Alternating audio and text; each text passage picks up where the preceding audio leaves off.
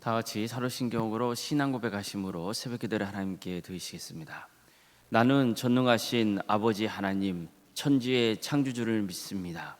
나는 그의 유일하신 아들 우리 주 예수 그리스도를 믿습니다. 그는 성령으로 잉태되어 동정녀 마리아에게서 나시고 본디오 빌라도에게 고난을 받아 십자가에 못 박혀 죽으시고 장사된 지 사흘 만에 죽은 자 가운데서 다시 살아나셨으며 하늘에 오르시어 전능하신 아버지 하나님 우편에 앉아 계시다가 거기로부터 살아있는 자와 죽은 자를 심판하러 오십니다. 나는 성령을 믿으며 거룩한 공교회와 성도의 교제와 죄를 용서받는 것과 몸의 부활과 영생을 믿습니다. 아멘. 찬송가 68장 찬양하시겠습니다. 찬송가 68장입니다.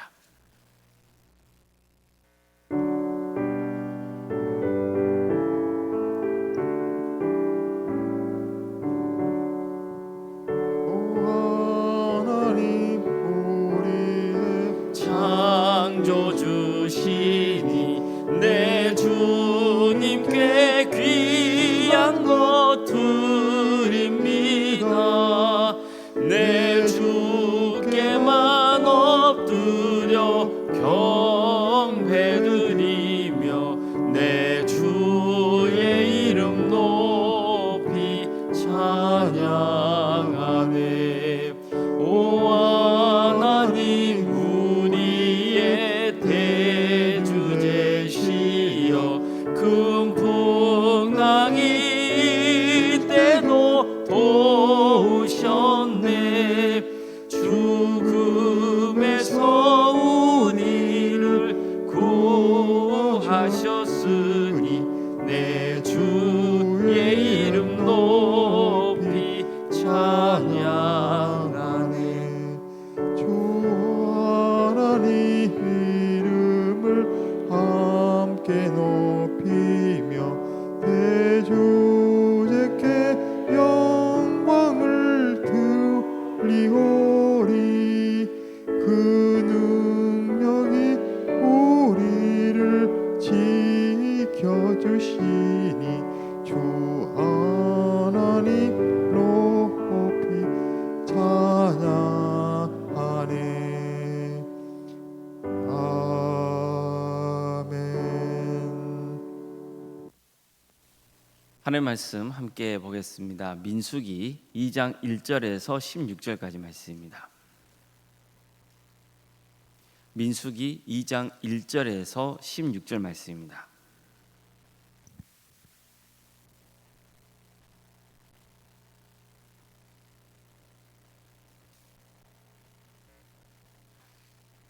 민수기 2장 1절에서 16절까지 말씀을 교독하시겠습니다.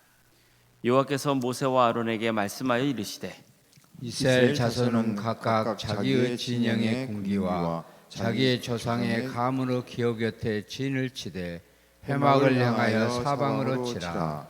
동방 해 돋는 쪽에 진칠 자는 그 진영별로 유다의 진영의 군기에 속한 자라. 유다 자손의 지휘관은 암미나답의 아들 나손이요 그의 군대로 계수된 자가 74,600명이요 그 곁에 진칠 자는 이사갈 지파라. 이사갈 자손의 지휘관은 수알의 아들 느다넬이요 그의 군대로 계수된 자가 54,400명이라. 그리고 스불론 지파라. 스불론 자손의 지휘관은 헬론의 아들 엘리압이요 그의 군대로 계수된 자가 57,400명이니 유다 진영에 속한 군대로 계수된 군인의 총계는 18만 6,400명이라. 그들은 제1대로 행진할지니라. 남쪽에는 루벤 군대 진영에 군계가 있을 것이라.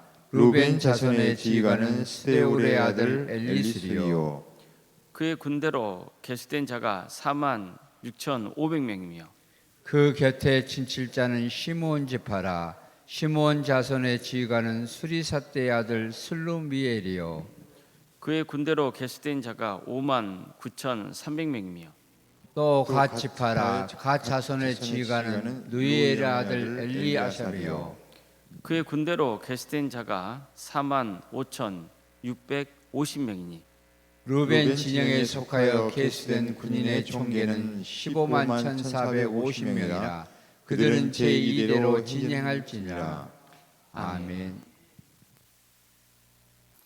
오늘도 새벽기를 드리며 하나님의 은혜를 간구하는 모든 성도님들의 삶의 자리마다 또 하나님께서 친히 세우시고 다스리시는 동안교회 위에 하나님의 은혜와 평강이 충만하기를 주님의 이름으로 축원합니다.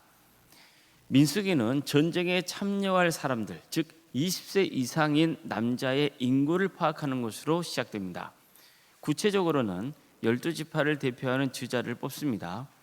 그들은 모세와 아론을 도와서 자기가 속한 지파의 인구를 파악하는 일을 맡았습니다.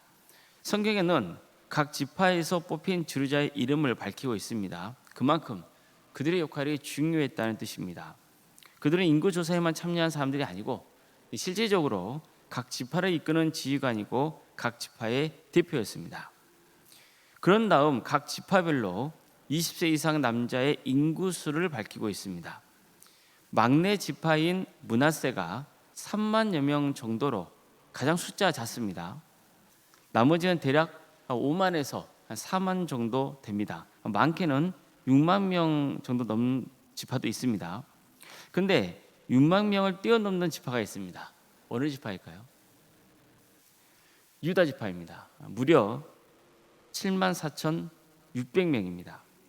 그 다음으로 많은 지파는 단 지파입니다. 한 6만여 명 정도 되는 거예요.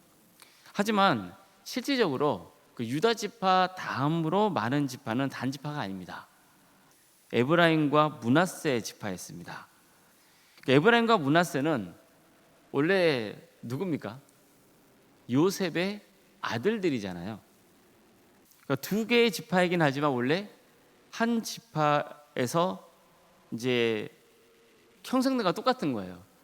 아버지가 요셉이에요. 그래서 에브라임 지파와 므낫세 지파를 합쳐서 뭐라고도 부르냐면 요셉 지파라고도 부르는 거죠. 그런데 에브라임과 므낫세 두 지파 수를 합치면은 한 7만 2,500명 정도 됩니다. 그러니까 7만이 넘는 거예요. 이처럼 유다 지파와 요셉 지파가 각각 7만 명이 넘습니다.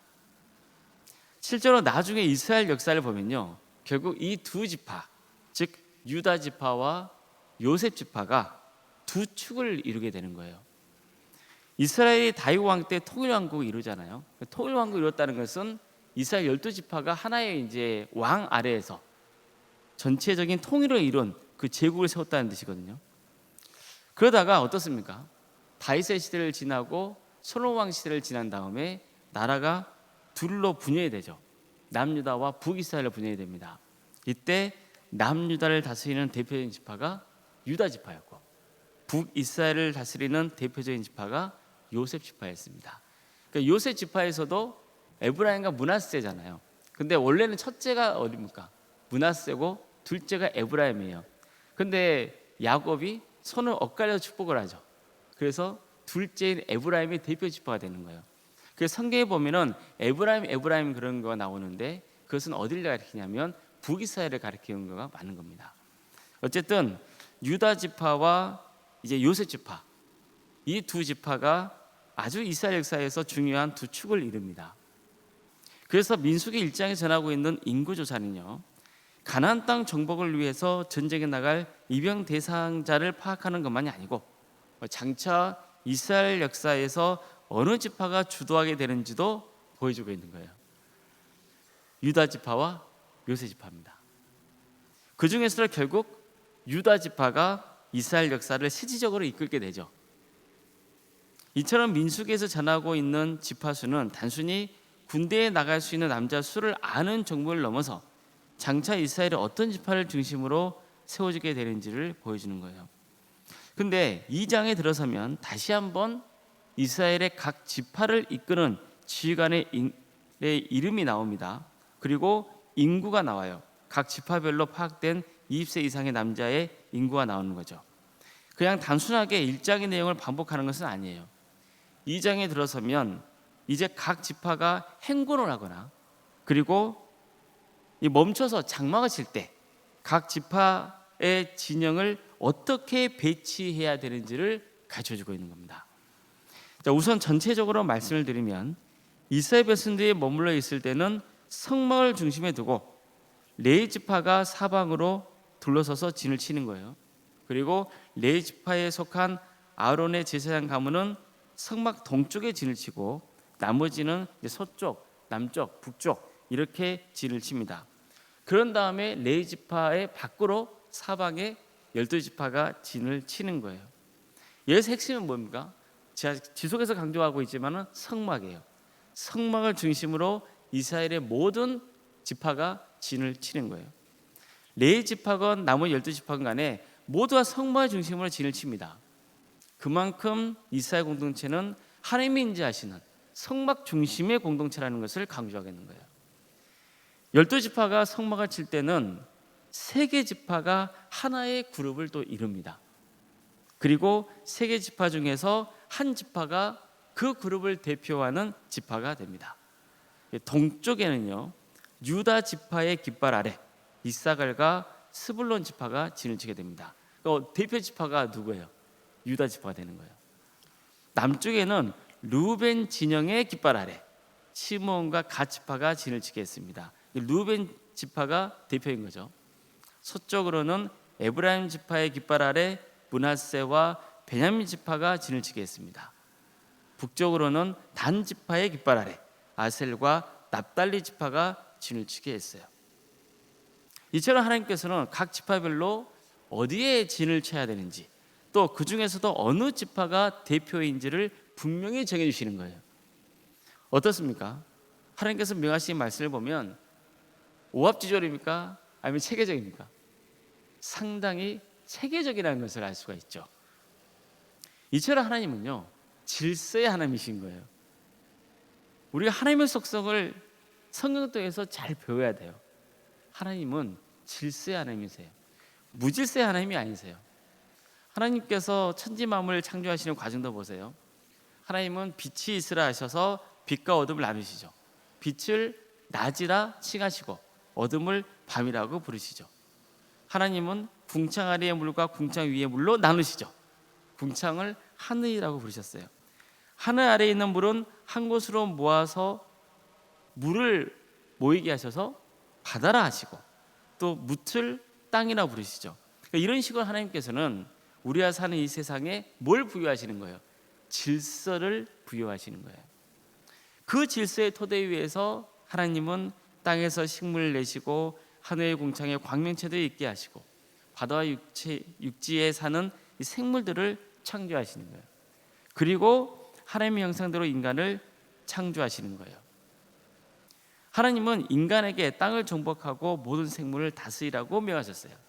이렇게 함으로써 인간은 위로는 하나님을 경배하고 아래로는 하나님이 창조하신 피조 세계를 잘 섬기고 다스리게 하셨단 말이에요. 어떻습니까? 하나님은 자연 만물의 질서만 아니라 영적인 질서도 세우시는 거예요. 이처럼 하나님은 질서의 하나님이세요. 무질서의 하나님이 아니에요. 하나님은 질서의 하나님이신 거예요. 하나님께서 세상을 구원하시는 방식도 마찬가지예요. 하나님은 앞뒤 가리지 않고 충동적으로 일을 벌이신 분이 아니에요. 하나님은 늘 한결같은 분이세요. 먼저 우리에게 구원의 은혜를 베푸세요. 항상 구원의 은혜를 베푸세요. 그런 다음에 그 받은 은혜에 합당한 삶을 요구하세요. 이 순서가 바뀌는 법은 없어요. 늘 하나님의 은혜가 먼저 임해요. 그리고 순종을 요구하세요. 그래서 그 말씀에 순종하면 하나님의 은혜가 지속적으로 임하는 거예요. 그렇지 않으면 하나님의 징계가 따르는 거예요. 하나님이 세상을 구원하시는 방식은 이처럼 한결같은 거예요. 사람도 보세요. 사람은요, 예측 가능한 사람과 일해야 편해요. 그렇지 않습니까? 도저히 저 사람이 어디로 튈지 몰라요. 오늘 이런 말 했다가 내일은 저런 말 했다가 오늘은 이랬다가 했다가 내일은 저랬다 했다가 뭐 그러면은 그 사람은 어떻게 일합니까? 더군다나 그런 사람의 상관이나 쳐봐요. 정말 피곤한 거예요. 그렇지 않아요? 사람이 한결같아야 돼요. 원칙이 있어야 되죠. 그래야 함께 일하는 사람들이 편해요. 예측이 가능해야 돼요. 그래야만 더 신뢰가 쌓이고 함께 일할 수 있는 법이에요. 그런데 어떻습니까? 너무 감사하게도 하나님은 질서의 하나님이세요. 만약에 하나님이 무질서의 하나님이라 생각해 보세요. 충동적인 분이라 생각해 보세요. 우리가 어떻게 삽니까? 답이 없어요. 이렇게 해야 되나? 저렇게 해야 되나? 우리에게는 하나님이 계신다는 것 자체가 끔찍한 저주인 거죠. 그런데 하나님은 어떤 분이세요? 하나님은 질서의 하나님이세요. 물론 그렇다고 해서 우리가 하나님의 모든 일을 다 해낼 수 있다는 것은 아니에요. 구체적으로 삶의 자리에 들어가면 도저히 하나님에 대해서 헤아릴 수 없을 때도 많아요. 하지만 이건 우리의 사고나 경험에서 여러 가지 한계 때문에 알 수 없는 것이지, 하나님은 늘 한계 같은 방법으로 우리를 구원으로 인도해 주십니다. 하나님께서 이스라엘 백성들의 진영을 배치해 주시는 장면도 보세요. 하나님은 무작위로 지파들을 편성하신 게 아니에요. 각각의 지파의 존재를 인정하세요. 그리고 그 지파를 중심으로 모이게 하셨어요. 또 각 지파별로 전쟁에 나갈 수 있는 20세 이상의 남자 수를 고려하세요. 오래전 야곱이 12명의 아들들에게 각각 축복과 저주의 말을 전했거든요.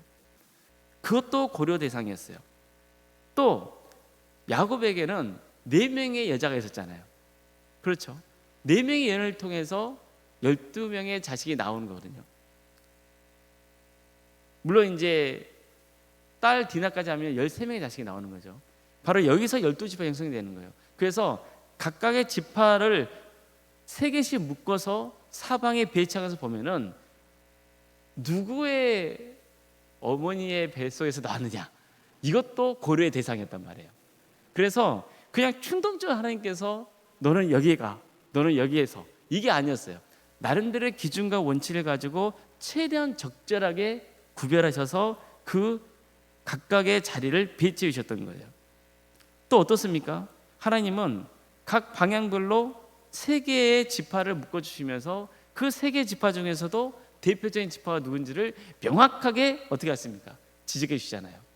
그렇게 함으로써 3개의 지파가 서로 다툼이나 분열이 없게 질서 있게 진행하도록 이끄셨던 거예요. 하나님은 질서의 하나님이시라는 것을 믿는 것, 이건요 우리 신앙생활에 큰 힘이 될 뿐만 아니라 우리가 어떤 태도로 살아가야 되는지에 대해서 훌륭한 통찰을 제공하는 거예요. 어떤 분들은 하나님의 질서가 불편함이나 억압으로 느껴질 수도 있어요. 뭐 성향상 자유분방한 사람들 있잖아요. 자유분방한 신앙생활을 원하시는 분들이랄지, 또 신앙의 색깔이 아주 강하고 독특한 분들이 그래요. 하지만 순종은 다른 게 아니에요. 성경에서 하나님의 말씀에 순종하는 게 많이 등장하잖아요. 순종에서 아주 중요한 건 뭐예요? 하나님이 정하신 질서를 따르는 거예요. 이게 순종의 아주 기본적인 거예요. 또 하나님의 질서를 따를 때 오히려 더 큰 자유가 있다는 것을 우리는 배워야 되는 거예요. 그 자유가 나를 살리고 함께 동역하는 이웃에게 유익을 끼치는 거예요. 교회도 마찬가지예요. 교회에서는 덕을 세워야 된다고 그러잖아요. 덕을 세운단 말이 무슨 말이에요? 나의 유익을 구하지 말고 이웃의 유익을 구하라 그러잖아요. 모든 것이 가하나 모든 것이 유익한 것이 아니에요. 모든 것이 가하나 모든 것이 덕을 세우는 것이 아니라 그러잖아요. 이게 무슨 뜻이에요? 교회는 질서가 잘 세워져 있어야 한다. 그 질서를 존중할 때 교회는 평안할 수가 있는 거예요. 조직의 질서가 존중돼야 돼요. 영적인 질서가 또 존중돼야 돼요. 서로를 배려하고 용납하고 참아주고 인내하며, 그런 것들도 뭐냐면은 그 공동체의 평안을 위해서 뭐 하는 거예요? 그 질서를 존중하는 거예요.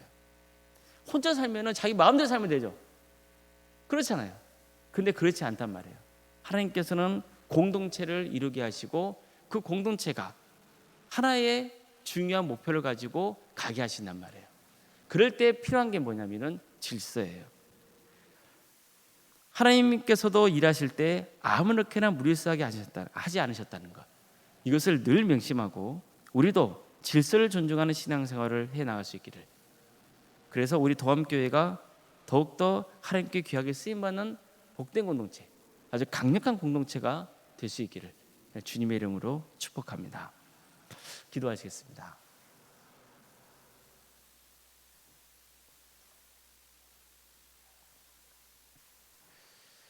사랑하는 하나님 감사드립니다. 오늘도 우리에게 새로운 날을 이렇게 주신 하나님, 우리에게 구원의 은혜를 베풀어 주시고 또 그 받은 은혜에 합당한 자로서의 삶의 길을 갈 수 있도록 여러 말씀을 통해서 깨닫게 하심에 감사드립니다. 우리 하나님은 질서의 하나님이십니다.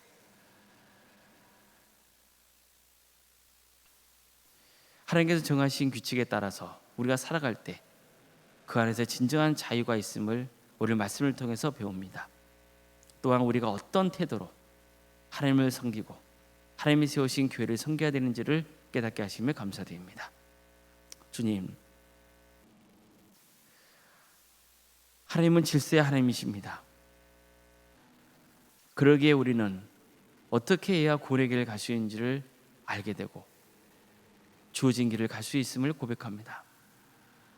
한결같은 사랑으로 우리를 구원을 인도하신 하나님, 우리에게 바른 신앙의 길을 가르쳐 주신 하나님, 우리가 그 하나님을 믿고 함께 동역하는 성도들과 다 함께 구원의 길을 가게 하여 주시옵소서. 영적인 질서를 존중함으로써 우리 동암교회가 하나가 되고 하나님 보시기에 강력한 영적 공동체로 세워지는 귀한 역사가 있도록 인도하여 주시옵소서. 주님, 우리 성도의 가정을 주께서 늘 지켜주시고 함께하여 주시기를 소망합니다. 잊혀진 질병으로 또 전신의 고통으로 여러 가지 상황 속에서 힘들어하는 성도들, 주님께서 그들 긍휼해 주시고 가장 좋은 길로 인도하여 주시옵소서. 가장 좋은 방법으로 해결하여 주시옵소서. 모든 것이 하나님의 섭리 안에 있음을 늘 깨닫게 하여 주시고 주님께 모든 인생을 내어 맡길 수 있는 복된 가정 될 수 있도록 도와주시옵소서. 우리 모든 성도들의 가정이 신앙의 명가를 세워가는 복된 가문이 될 수 있도록 주여 함께하여 주시옵소서. 주님, 객지에 나가 있는 성도들이 있습니다. 학업으로, 직장으로, 군복무로, 또 여름 가운데 해외에 나가 있는 우리 성도들, 주님 어디에 있건 하나님의 영광을 위해서 살아갈 수 있도록 도와주시고 그들의 안전을 지켜주시옵소서. 자녀 잉태를 바라는 가정이 있습니다. 또 출산한 가정도 있고 출산 앞둔 가정도 있습니다. 출산한 가정에 주님께서 함께하여 있어서 복의 복을 더하여 주시고 또 출산을 앞둔 가정 위에도 복되게 해주셔서 우리의 출산을 잘 마칠 수 있도록 인도하여 주시옵소서.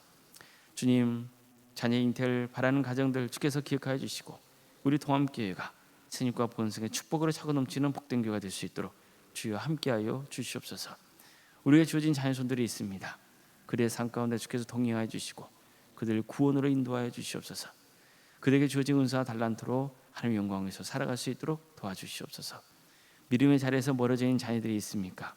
도와주시고 함께하여 주셔서 그들의 믿음을 회복시켜 주셔서 한 명도 예 없이 구원의 길에 갈 수 있도록 주께서 친히 역사하여 주시옵소서. 취업과 결혼을 위해서 또 수능을 앞둔 자녀들이 있습니다. 주님 도와주시옵소서. 새로운 길을 열어주시옵소서. 자신의 뜻이 아닌 하나님의 뜻을 구할 수 있도록 도와주시고 평생의 삶 가운데 주님과 동행하는 복된 인생의 길을 갈 수 있도록 인도하여 주시옵소서. 우리 손들의 사업장과 직장의 자리를 지켜주시고 보호하여 주시옵소서. 선하게 인도하여 주시옵소서. 귀한 사업장 또 직업의 그 자리가 하나님께서 보여주신 소명의 자리인 것을 깨닫게 해주셔서 하나님의 영광을 위해서 살아갈 수 있도록 인도하여 주시고 부흥번성하는 축복을 누리게 하여 주시옵소서. 우리 교회 학교를 함께해 주시며 감사드립니다. 각각의 부서마다 주께서 복되게 하여 주셔서 한 영혼 한 영혼이 그리스도로 인도되는 역사가 있도록 도와주시고 그의 신앙이 잘 자라서 30배 100배의 결실을 거두는 놀라운 역사가 있게 하여 주시옵소서. 유치부 졸업여행과 또 중고등 가을 전도여행이 진행 중에 있습니다. 주님 은혜 중에 모든 행사가 잘 마치시도록 도와주시고 이런 모든 사역의 과정 가운데 우리 자녀들의 신앙이 잘 자랄 수 있도록 도와주시며 섬기시는 교육자와 선생님들 가운데 하나님의 축복과 은혜가 차고 넘치게 하여 주시옵소서. 아동부 친구 초청 체험 학습도 또 준비 중에 있습니다. 한마음 중창단이 또 찬양을 함께 영광 돌리기 위해서 준비 중에 있습니다. 주님 모든 가정 가운데 함께하여 주시고 은혜 중에 잘 진행될 수 있도록 주여 함께 친히 역사하여 주시옵소서. 올롱생과 사모님 성령 충만케 하여 주시옵소서. 평안의 축복을 보여주시고 믿음의 명가로 세워져 갈 수 있도록 도와주시옵소서. 주님, 성계시는 교회 위에 하나님의 축복과 은혜가 차고 넘치게 하여 주시옵소서. 내일은 주일입니다. 많은 성도들이 모여서 하나님을 예배합니다. 우리 모든 성도들이 모여 하나님을 예배할 때 그곳에 성령께서 충만히 임하여 주시고, 그리고 인생의 새롭게 변화되는 축복의 자리, 정말 하나님의 은혜를 풍성하게 입는 복된 자리, 성령 충만의 역사를 있는 거룩한 자리가 되게 하여 주시옵소서.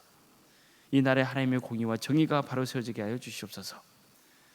이 땅에 평화로운 통일을 이룰 수 있도록 인도하여 주시고, 북한 동포들을 그들을 기억하여 주셔서 그 땅에 많은 교회에 세워져 수많은 영혼들이 주님께로 돌아온 역사 있게 하여 주시옵소서. 하나님 나라에 헌신하고 있는 목회자들과 선교사들을 주께서 기억하여 주셔서 그들의 가정을 지켜주시고 그들의 사회자를 지켜주시고 그들의 헌신을 통해서 많은 구원의 열매가 맺어지는 역사가 있게 하여 주시옵소서. 새벽기도를 드리며 하나님을 간구하는 성도들이 있습니다. 주님 도와주시고 함께하여 주시옵소서. 그들의 기도를 들어주시고 가장 좋은 때에 가장 좋은 곳으로 응답하여 주시옵소서. 거룩하신 예수님의 이름으로 기도드리옵나이다. 아멘. 하늘에 계신 우리 아버지, 아버지의 이름을 거룩하게 하시며 아버지의 나라가 오게 하시며 아버지의 뜻이 하늘에서와 같이 땅에서도 이루어지게 하소서. 오늘 우리에게 일용할 양식을 주시고 우리가 우리에게 잘못한 사람을 용서하여 준 것 같이 우리 죄를 용서하여 주시고 우리를 시험에 빠지지 않게 하시고 악에서 구하소서. 나라와 권능과 영광이 영원히 아버지의 것입니다.